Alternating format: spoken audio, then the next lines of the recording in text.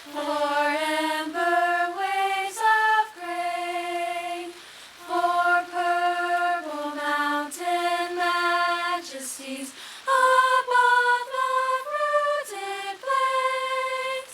America, America, God shed His grace on thee, and crown thy good with brotherhood from sea to shining sea. Oh, beautiful, in beautiful, and mercy more than life. America, America, God shed His grace on thee, and crown thy good with brotherhood from sea to shining sea. America, America, God shed His grace on thee, and crown thy good with brotherhood from sea to shining sea.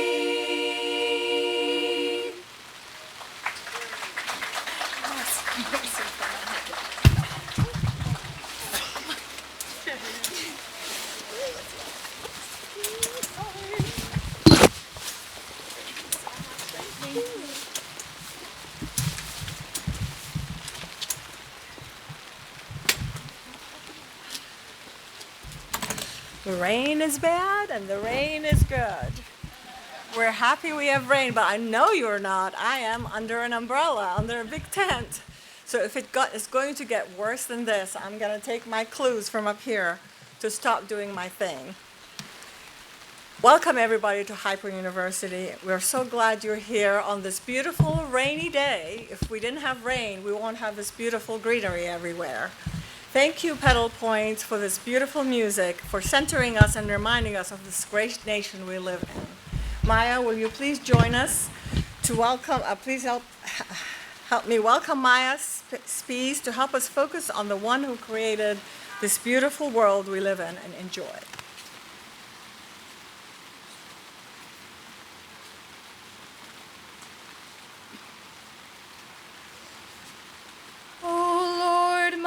God, when I in awesome wonder consider all the worlds thy hands have made, I see the stars, I hear the rolling thunder, thy power throughout the universe displayed. Then sings my soul, my Savior God, to thee. How great thou art, how great thou art. Then sings my soul, my Savior God, to thee. How great thou art, how great thou art. When through the woods and forest glades I wander and hear the birds sing sweetly in the trees, when I look down from lofty mountain grandeur and hear the brook and feel the gentle breeze, then sings my soul, my Savior God, to thee. How great thou art, how great thou art. Then sings my soul, my Savior God, to thee.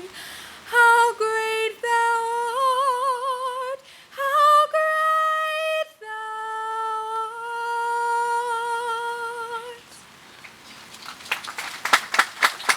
Thank you, Maya. Wow, your voice is just like an angel. Beautiful. Thank you for reminding us that our God is who created this beautiful world, and when we go out in nature, we remember these words vividly. Nature is a healer for our busy and sometimes hectic lives. When you go outside and you see this beautiful landscapes and gardens surrounding you, hear the birds singing out loud with all their might, hearing the wind blow through the trees and hearing the sounds of the branches, hearing the rain come down, you're experiencing it firsthand. It feels like something washed over you and immediately put you in a different frame of mind. Nature helps you to unwind by simply being around it. It inspires your mind to be tranquil. This is one of the reasons we created these gardens. We wanted a place for our students, faculty, and staff to find a zone of comfort and solace, a place of tranquility that can help to balance our lives. This Arbor Day, I invite you to find tranquility in your life and seek ways to adopt it with gratitude. Our Arboretum and garden staff and faculty have been hard at work to provide that tranquil environment and to create learning opportunities for our students. As you can see, here to my right, we are beginning to do the groundwork on the new Japanese garden. Please excuse the mess, but we thought it's good for you to see the before and after. Of all types of gardens, Japanese gardens are the perfect example of balance and tranquility. We have a special guest to welcome here today that helped us in creation of this garden. We simply couldn't have achieved this vision without his support. Please help me welcome Seda, who is an eminent landscape architect in Japanese garden design. His bio is in the program. He has designed Japanese gardens in Portland, Oregon, Denver, Sarajevo Gardens, and Dallas. He is here to help us with the design and the creation maintenance of this beautiful garden.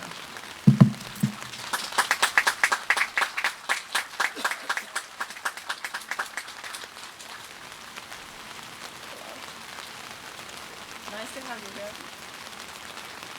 I just thank you then. Good afternoon. Thank you very much, Mr. Kubin, my great introduction. She summarized pretty well about what garden is about. No differences, Japanese garden or English garden, but the Japanese garden traditionally is meant to be a place for a gathering such as this. So I am truly honored to be able to work on this incredible garden on a beautiful campus. And the garden is about gathering. A garden is to share the emotion and enjoy the nature. Thank you. Thank you so much. I'd like to address Mr. and Mrs. Cottrell, who are not here because of a last-minute change in their schedule. They have been the backbone who helped us make our dream of a Japanese garden possible.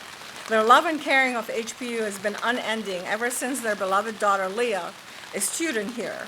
The Cottrells helped us to build this beautiful center, Cottrell Hall behind us, and the beautiful amphitheater you are sitting in, and now the Cottrell Japanese Garden.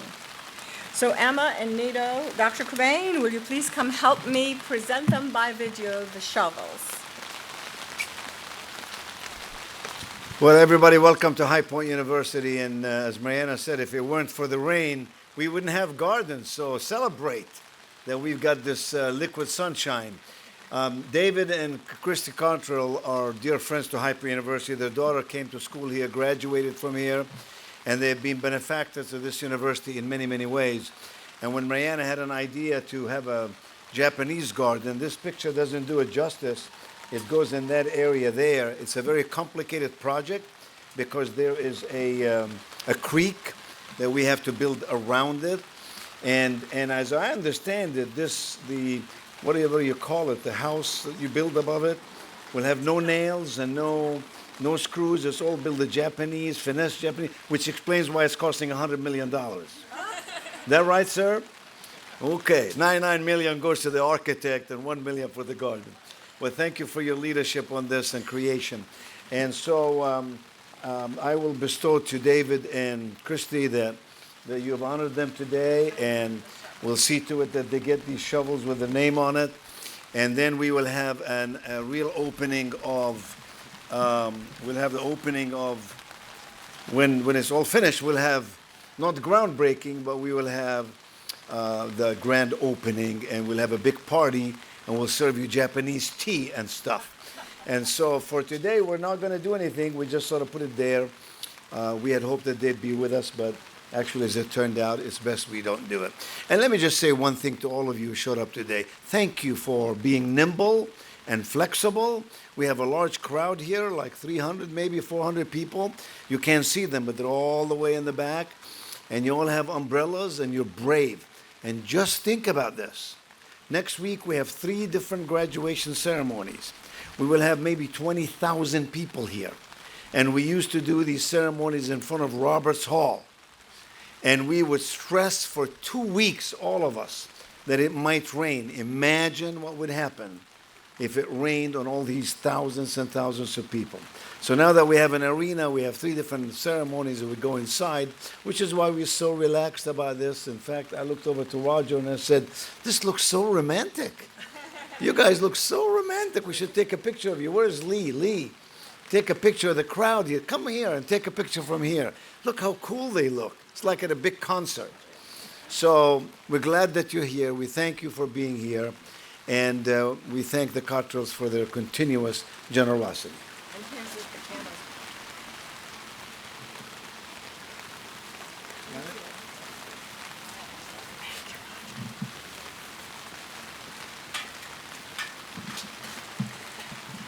Now, please help me welcome Dr. McKinnon Shea, Dr. Jason Latier, and Ms. Emma Marchone to update us on the state of the gardens.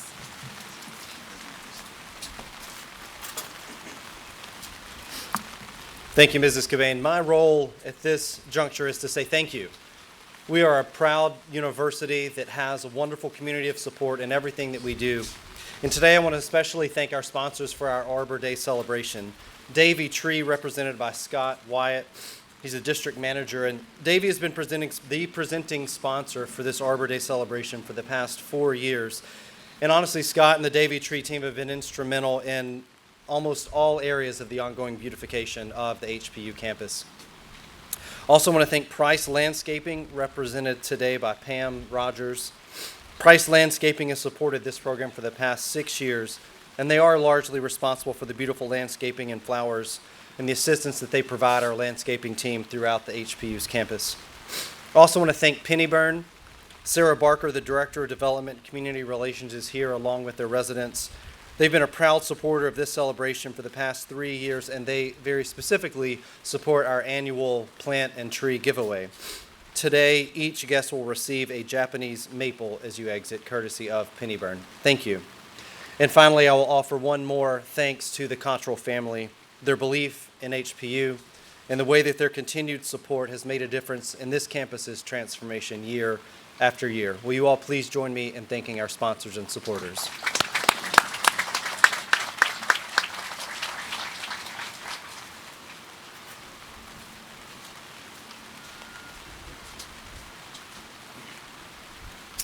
Well, happy Arbor Day, everyone. This has been another great year of growth at the Kane Conservatory. Not just our plant collections, but also our workforce and our impact across campus. Generally, I try to say some inspirational words, but my time is short, and we have too many accomplishments over the past year, so I'm going to focus on the highlights of what our little team has been able to accomplish. So last year, we brought on a new full-time position of conservatory manager, and we're excited to hire one of our former community volunteers and former contractor, Mr. Mitch Miners, who's in the audience today and who's been doing a fantastic job. This year, we also brought on dozens of paid student workers that have helped out with everything from plant care to marketing to weekend tours and special events. And we have an active community volunteer program with 3 intrepid volunteers, Mr. Chris Lamphere, Ms. Tracy Isley, and Mrs. Tammy Goldberg. And we thank them for their hundreds of free hours that they give us each year and for the positive energy that they bring to the conservatory every week. So since our last Arbor Day, we have planted hundreds of new plants in and around the conservatory, including our 2 redesigned green walls, and including a large breezeway container collection that we did with our natural science fellows in the Wannock School. We have also hosted our first public orchid show. So our orchid show over Mother's Day weekend was called The Splendor of Orchids, and it was a great success. We've also hosted our first conservatory conference in collaboration with NC State and Duke University, where we brought conservatory professionals from across the country to this campus to see all the cool things that we're doing with horticulture and with the conservatory. We've hosted hundreds of local school children, from our STEMtastic adventures to the homeschooler collaboratives and Art Space School and many more, and working with the gardens on those projects. We've hosted a monarch butterfly release for Parents Weekend to help celebrate our redesigned butterfly garden and educate the public on monarch butterflies. We've done outreach off campus, including talks at the J.C. Raulston Arboretum, graduate horticulture classes at our local universities, and we even recently did a science outreach event with Steve Spangler at the Cabane Children's Museum, so I hope some of you got to come to that because it was a blast. We've also hosted employee wellness workshops, student life workshops, student club workshops focused on everything from designing bouquets to plant propagation to terrarium building, sound bathing, and much, much more. And in addition, we've hosted a who's who of guest speakers, from garden designers to plant breeders to biocontrol experts to arboretum directors to share the gospel of good horticulture across this campus. And so those are just some of the highlights from all we've accomplished over this very busy past year. I would say that none of this would be possible without contributions from Mrs. Kane, and I saw Mrs. Kane in the audience. Where are you? There you are, Mrs. Kane. This wouldn't be possible without the support of Mrs. Cabane and the administration as well, and without our colleagues in the Wannock School and in the HPU Gardens, who we work closely with. And especially this wouldn't have been possible without the hard work from our team, our staff, to our students, to our community volunteers. So from the bottom of my heart, thank you all for all you do. Your impact is truly felt on this campus, and we are proud to provide this verdant space for education, wellness, and community engagement for many years to come. And lastly, I got to do one promotion. So lastly, we're wrapping up our year with our second annual Orchid Show, which is starting in May over Mother's Day weekend again. And it will be called The Splendor of Orchid, a Universe of Color this time. We will host orchid societies from up and down the East Coast in the lobby of the Wannock School of Natural Science, where we'll have elaborate orchid displays, planetarium shows, orchid workshops, and much, much more. So please visit the Kane Conservatory website for more information, and we hope to see you all there. Thank you.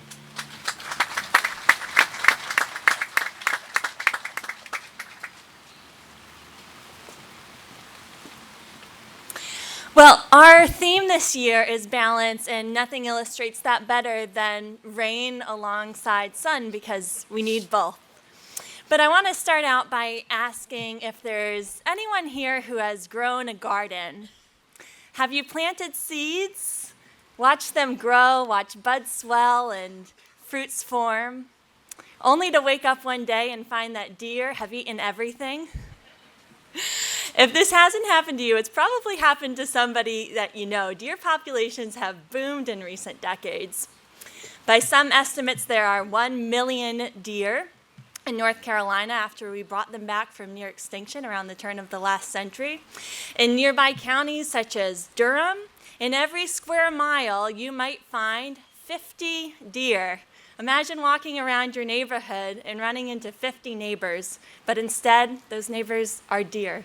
It's just a lot of deer. And they're wonderful, beautiful creatures, but with it come a lot of health and safety concerns. There are vehicle collisions which cause deaths. Tick-borne diseases are ever on the rise, but perhaps worst of all is that they wreak absolute havoc on our ecosystem. Now, this is not a speech against deer per se, but a couple of weeks ago, I was at the Piedmont Environmental Center, and I looked up from my walk, and I found myself eye to eye with a beautiful doe-eyed deer. And it was just sitting there munching. There were about 5 of her friends along with her. And I was on the wildflower trail, and then there was not one wildflower to be seen. And I thought to myself, what is wrong with this picture? We are hopelessly out of balance here. How did we get here? So the first character I want to introduce to you in this explanation is the panther. It's variably known as a wildcat or a mountain lion, a catamount, or an eastern cougar. Maybe the more names you have, the deeper your lore and your fame. There's at least 7 professional sports teams that bear that name, some very well-known universities as well. Panthers are revered for their strength and their speed, their cunning, and their agility. Their cunning and their agility. What was I going to say after that?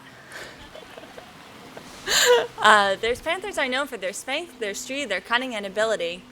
Gosh, it just totally left me. I thought I had this speech down pat. It's going to come to me. Just bear with me for 1 second. Panthers, they're very fast.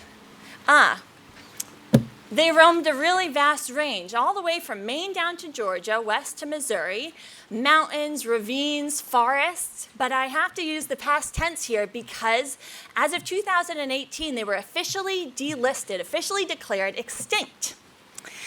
And that is unfortunate because they're amazing creatures. And with their extinction, scientists think that they've been gone really since probably the 1930s or so. You're probably not going to be surprised when I tell you that their primary prey was the white-tailed deer. After the panthers were gone, the white-tailed deer had nothing to stop their growth, and so their numbers began to explode. And as I mentioned before, they eat more than your hostas in the garden. When they're in the woodlands, they consume everything. This is not good for nature. They tend to love the native plants, the tree saplings, and the sweet little flowering wildflowers that we have, and they leave the nasty invasive plants alone. A study out of Cornell University took a soil core in a really deer-abundant area, and they germinated all the seeds within it, and they found that the vast, vast majority of those seeds that germinated were invasive plants. That means that even if the deer are gone tomorrow, the forests have permanently lost the ability to regenerate themselves. This is bad news. I'm also going to tell you about the story of the long-tongued bumblebee. This is a bumblebee that likes to forage in the fall. It feeds on plants like goldenrods and sunflowers. Researchers have found that when deer browse these fall-flowering plants, that the bumblebees disappear. That makes sense. If there's nothing for them to eat, they're not there. But there's an indirect secondary effect. Researchers also found that the spring blooming plants that deer typically don't eat were not able to set seed and reproduce because there were no bumblebees there to pollinate them. So it's hard to believe that a panther could be connected to a bumblebee, could be connected to a deer, could be connected to a wildflower. But they are all inextricably linked and intimately connected. These are only 4 small stories, but they're part of a vast, vast web of interactions in our natural world that are largely unknown and underappreciated. And I think sometimes on first glance, the natural world can just seem chaotic, so many different interactions and dependencies. But if we look closely, we can find a kind of beauty and balance and harmony in the way that the natural world functions. Now, I am the middle child of 9 children. There is only 14 years age difference between the oldest and the youngest, and we were all homeschooled. So I consider myself an authoritative resource on the question of chaos. In my household, as the middle child, I spent a lot of my time mediating disputes, negotiating truces, forming alliances, defending the younger ones from the older ones. But I think that we would all agree that within the chaos and within the confusion and the disruption, each one of us had a role to play, and we found a kind of synergy. And I'm sure a lot of families function like that too. Not that I always advocate for feeling stressed and chaotic and overwhelmed all the time. And I think growing up, one place that I knew I could go to find peace and to find refuge was the garden, was the natural world. I think a lot of us intuitively know that when we go outside, we feel better. But science corroborates that fact. Many, many studies have shown that within just minutes of being outside, your heart rate slows, your breathing becomes regulated, you even stop producing as much of the stress hormone cortisol. Don't you feel that way right now? We're all outside enjoying the rain. It can also elevate your mood and just make you feel happier overall. And I think if you don't have a garden, we're thrilled to be able to provide you with Japanese maples today, courtesy of Pennyburn. They're a beautiful mid-sized tree that can grow in part sun to even a little bit of shade. They're just a gorgeous shape and could be the bones of a new garden or a garden bed. And I would encourage you to let it be your inspiration to start a garden. Just be careful because they are not native and their seedlings can tend to want to escape your gardens, and you got to keep them under control. But if starting a garden or maintaining a garden is simply not possible for you, I also want to let you know that we have 30 gardens throughout our wonderful campus here. They are filled with such a wide array of beautiful plants, over 700 different types of trees, shrubs, and flowers in all season, and we would love to have you come visit. You can contact us on our website and arrange a guided tour. You can just reach out to see how you might visit. We would love to have you. Just please be advised that there are no deer allowed in the front gates. Thank you very much. I'm the curator of the gardens. My name's Emma Martone, and I'm going to invite up Jake Mergenthal, who is doing research. He's an undergraduate student on bees here.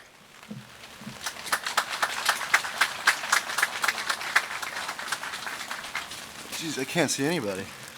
All right. Hello, everybody. My name is Jake Mergenthal. I'm a junior here at High Point University. I've had the privilege of collaborating with Dr. Green, my research mentor, as well as incredible students like Ava, and especially Emma on my ongoing bee research. Much like the carefully cultivated beauty of the Japanese gardens we're celebrating today, North Carolina's natural environment also relies on balance. In both cases, beauty isn't just about appearance, it's about harmony. Every part plays a role, no matter how small. When we think of pollinators, most of us think of honeybees or bumblebees, but North Carolina is actually home to over 500 species of native bees, the vast majority of which are solitary, stingless, and often overlooked. Many of these bees don't live in hives at all. Instead, they build tiny burrows in the ground or make their homes in hollow stems and branches of plants. These unsung pollinators are just as vital as honeybees in maintaining the balance of our ecosystems. The relationship between plants and bees reflects the yin and yang philosophy, two forces that depend on one another. Plants provide nectar and pollen that sustain bees. In return, bees carry that pollen from flower to flower, allowing plants to reproduce. In more scientific terms, when a bee visits a flower, it picks up pollen from the male structures on one plant and transfers it to the female structures on another. This fertilization process leads to the creation of fruit and eventually seeds, the next generation of plant life. Without pollinators, this process simply wouldn't occur. Many flowering plants would fail to reproduce and could eventually disappear altogether. Bees are critical to the life cycle of plants, yet we know surprisingly little about many of them, especially our native species. That's why our lab, led by Dr. Green, is focused on studying native bees here on campus. We're working to better understand these species' function and what roles they play in supporting our gardens and ecosystems. So today, as we celebrate Arbor Day and the harmony found in Japanese gardens, I invite you to look closer at the flowers and trees and the quiet, tireless bees that help them flourish. Thank you.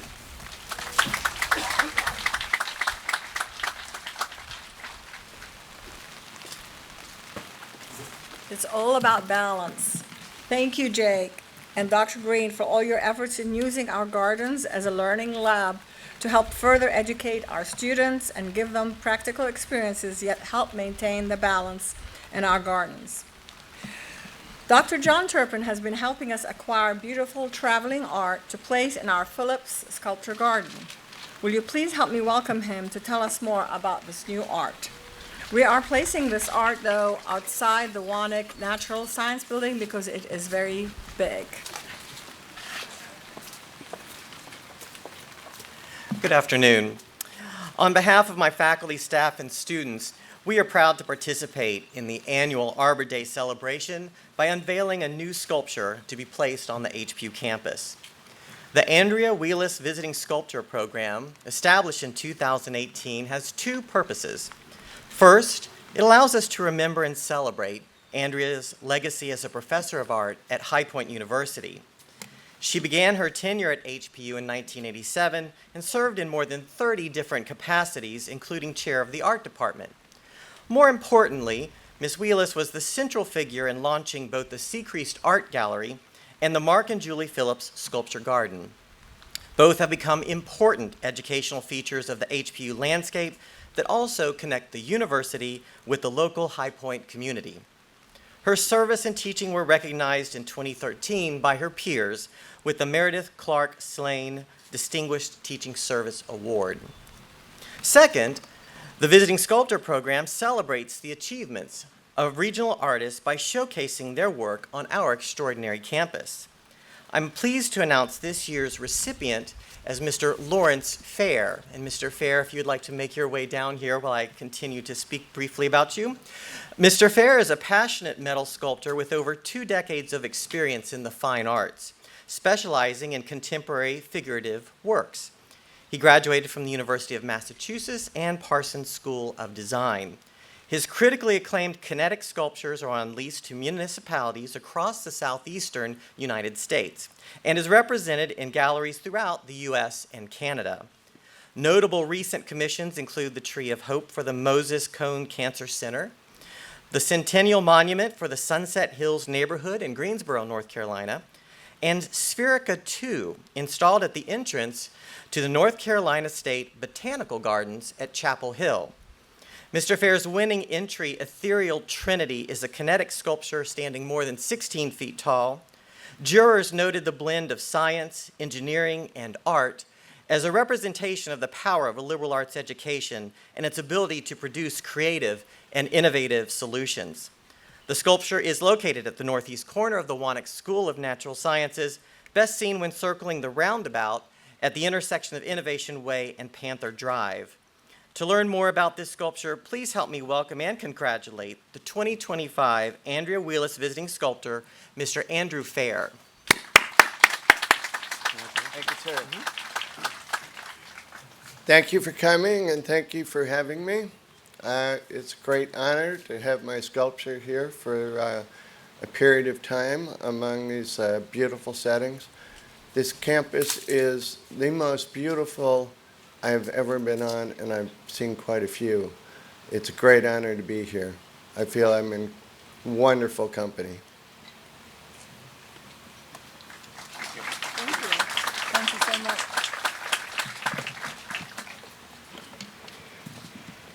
Thank you, Dr. Turpin.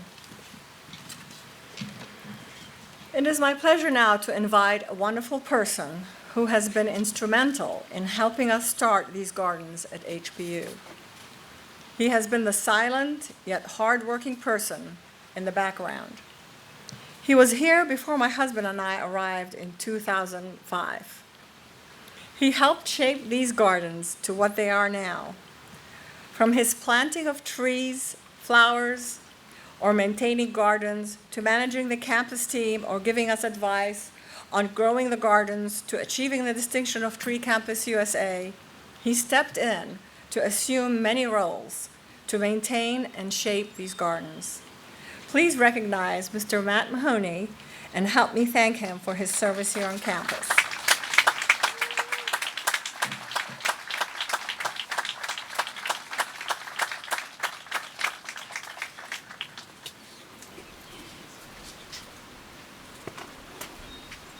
Stand right there. Oh my goodness. Matt, I will never forget the first time I met you in 20 years.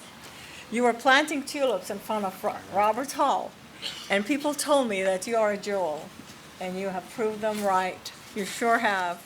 You told me about a tree that you had planted years ago. It was a small little sycamore tree, right? And now it's 25 feet high, if not more? About 40. 40, oh wow. You were proud of that miracle of nature. We would like to present you with a plaque that will, this is not the original one, this is just something for you to keep for now, that will go by that sycamore tree to thank you for all you have done and show our appreciation to you from all of us here at HPU. We really appreciate all you have done. One more thing, and this is just a little something to remind you to put on your desk. This plaque bears your name and reminds us all of your dedicated service at this university. This is just a small visual reminder to you of your accomplishments here at High Point University. Thank you very much. And now you can say a few words and then introduce our next speaker. Oh, man. I did not expect that, and it's honestly, I thought I'd probably go out of here before I'd ever get a plaque. Probably die before I've been out here on the campus of High Point University for the last, in June it will be 29 years. I was a young man when I when I took this job as landscape manager, and couldn't even grow hair on my face at that time, and now all the hair on my face is silver, so that's why I stay clean shaven. This is an absolute honor and a dream for me to be recognized in this manner. I can't tell you how it feels, but I know I was just standing over there, and I've spent a lot of time here in this amphitheater over the last couple of days, and just looking out over the gardens, out across the grassy areas, and seeing the size of the trees that were once very small, and this campus has grown as I have grown, and I'm just honored to be a part of all of this. So that being said, before I get too emotional about things, I really appreciate everybody being out here today, and our tree campus certification is in its 16th continuous year. And I just found out by doing a little research that that's the longest continuous amount of time of any institution in the state of North Carolina. And so now we're on top of that plateau, and I don't see us ever relinquishing that. And I'm honored to be a part of that. And I would like to introduce Robbie Beeson from the North Carolina Forestry Service, who will issue our 16th annual Tree Campus USA flag.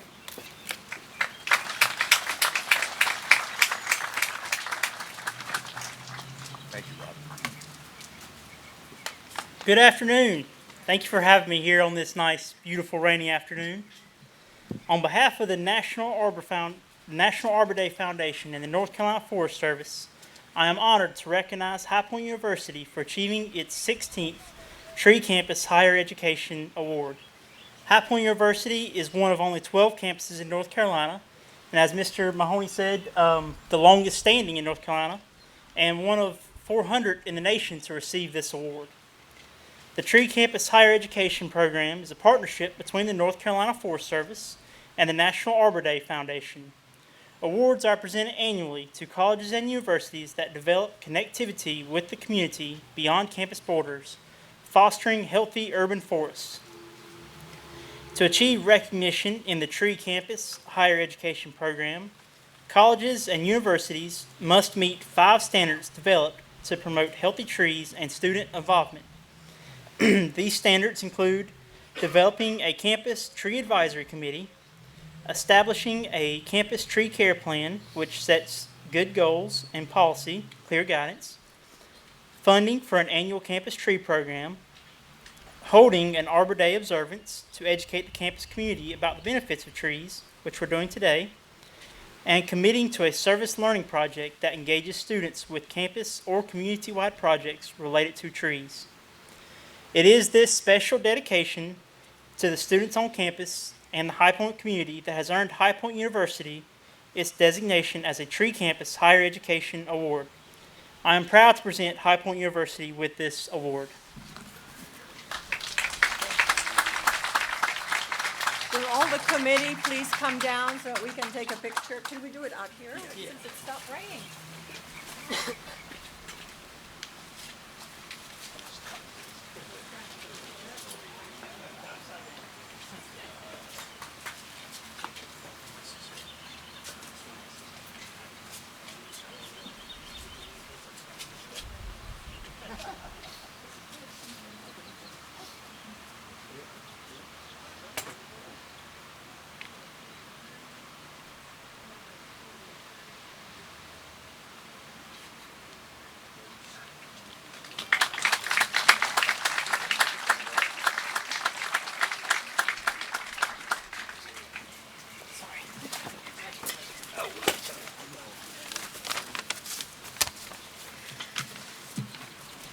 Hello, I'm Rachel Diaz. I'm the Gardens Coordinator here at HPU. And I'm just going to take a very brief moment of your time to celebrate some of the folks that help us keep our gardens beautiful and allow our small team to have a big impact, our volunteers. Our volunteers show up weekly from March to December and cheerfully jump into whatever project we're working on, which can be diverse. We started the volunteer program 2 years ago with the idea of creating community connections in our city and helping us maintain our ever-growing and expanding gardens. I could go on about the number of hours they've contributed, the number of weeds they've pulled, the number of plants they've planted, and they've done all of that in spades. But today I wanted to acknowledge some of the other things they bring to our team. They bring expertise from all different fields. They bring a passion for nature and new ideas. They bring curiosity that inspires us to keep learning and growing. They advise us on our ideas and plans, and they cheer us on as we try new things.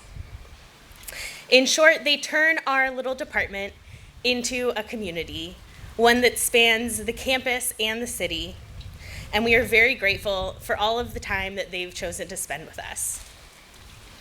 We would love to continue to grow our little community, and you can be a part of that, either by becoming a volunteer yourself or by helping us spread the word. We'll have flyers at the tree giveaway tables, and you're welcome to grab one to share with a friend or post in a local gathering place. Thank you so much for celebrating Arbor Day with us, and I'll hand it back to Mariana.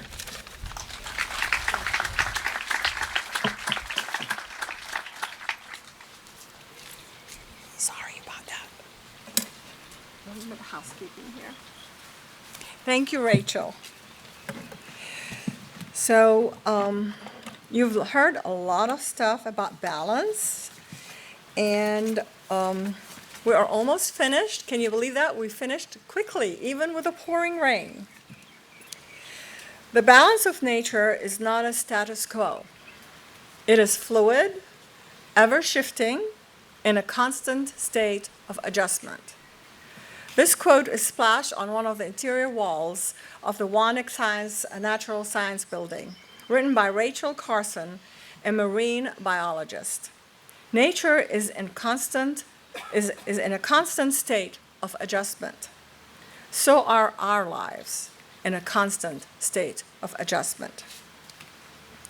You heard the president talk about this little bird and how he can balance himself on this beak. Let's hope it works. There we go. So he is balancing with his huge wingspan, with his whole load of troubles, issues, problems, the rain coming when we didn't expect it. It's a balance. It balances its beak on this little tip on a stand.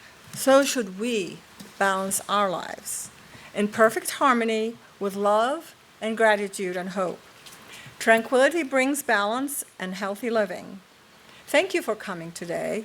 Your presence is always appreciated, and your partnership with High Point University does indeed make an impactful difference. May God bless us all and have a wonderful day.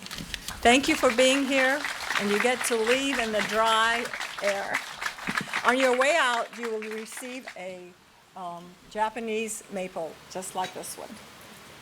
Thank you for being here.